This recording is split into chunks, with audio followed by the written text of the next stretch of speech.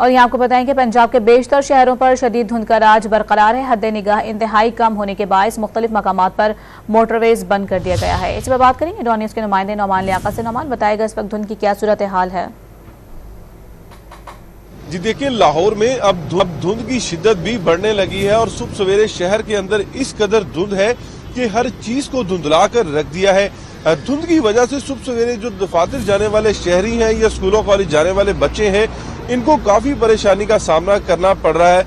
धुंध सिर्फ शहर के अंदर नहीं बल्कि मोटरवे को भी धुंध की वजह से बंद कर दिया गया है। मोटरवे M2, M3, M4 हर किस्म की ट्रैफिक के लिए बंद की गई है। इसके अलावा मोटरवे M5 को धुंध की वजह से बंद कर दिया गया है और हद निगाह सिफर होने की वजह से लाहौर दा सियालकोट मोटरवे भी हर किस्म की ट्रैफिक के लिए बंद कर दी गई है।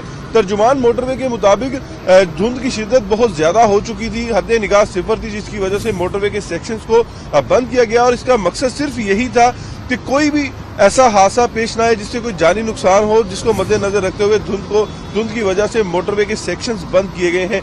इसके अलावा नेशनल हाईवे के कई मुकामात पर भी शदीद धुंध का राज है और तर्जुमान का यही कहना है कि शहरी जो है वो गैर जरूरी सफर से इज्तनाब करें। अगर सफर करना जरूरी है तो फोक लाइट्स का इस्तेमाल लाजमी करें ताकि हादसा से बचा जा सके। जी।